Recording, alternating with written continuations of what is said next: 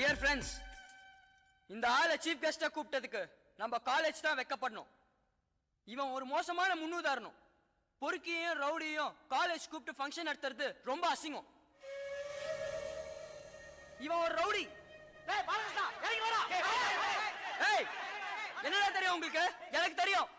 நடு ரோட்ல 10 பேரை போட்டு அடிக்கிறான். இந்த ஆள் கையில பரிசு வாங்கறதுக்கு இந்த காலேஜ்ல படிக்காமலே இருந்திருக்கலாம். மன்னிச்சிருங்க தம்பி. என்ன இது?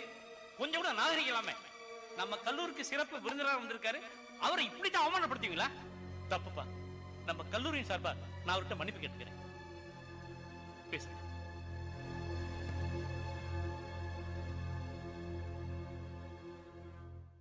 அவர் சொன்னதுல எனக்கு எந்த வருத்தமும் இல்ல.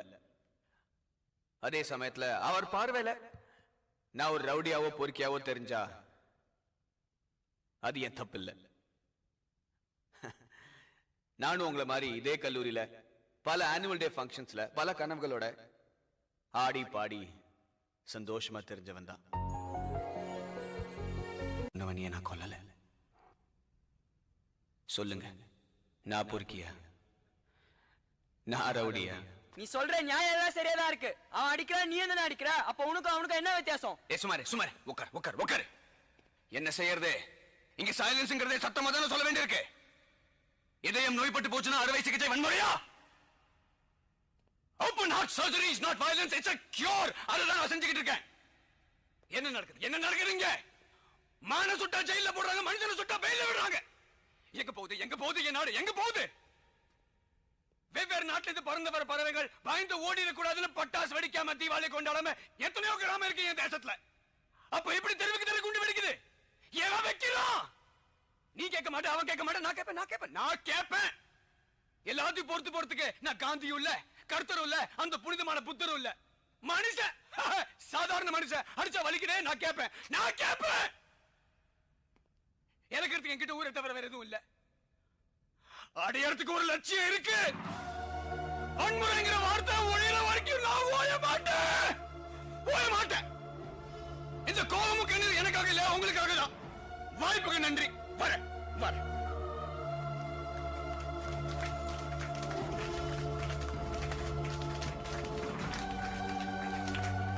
சார், ஒரு நிமிஷம் சார், என்ன மன்னிச்சிருங்க சார். சரி போ, பரவாயில்ல சார். நானும் உங்களோட வந்துடுறேன் சார்.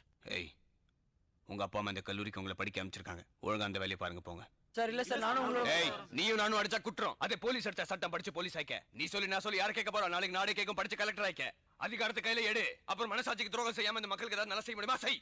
முடியலையா? உன் வாழ்க்கையை உருப்படியா வாழ்ந்து யாருக்கும் கெடுதல் செய்யாம அதே போதும். இப்ப போ. நானும் சாவல, உயிரோட தான் இருக்கேன். நான் பாத்துக்கிறேன்.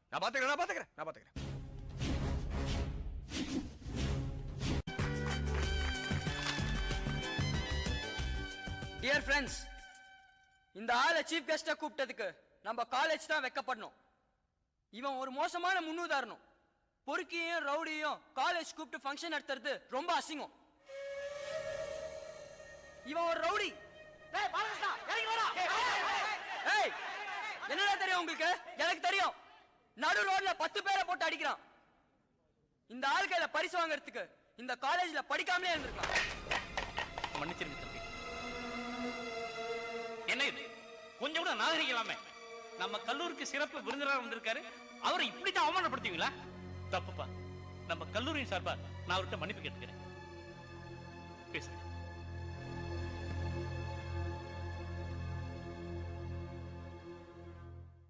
அவர் சொன்னதுல எனக்கு எந்த வருத்தமும் இல்ல. அதே சமயத்துல அவர் பார்வையில நான் ஒரு ரவுடியாவோ பொறுக்கியாவோ தெரிஞ்சா அது என் தப்பு இல்ல. நானும் உங்களை மாதிரி இதே கல்லூரியில பல ஆனுவல் டே ஃபங்க்ஷன்ஸ்ல பல கனவுகளோட ஆடி பாடி சந்தோஷமா தெரிஞ்சவன் தான்.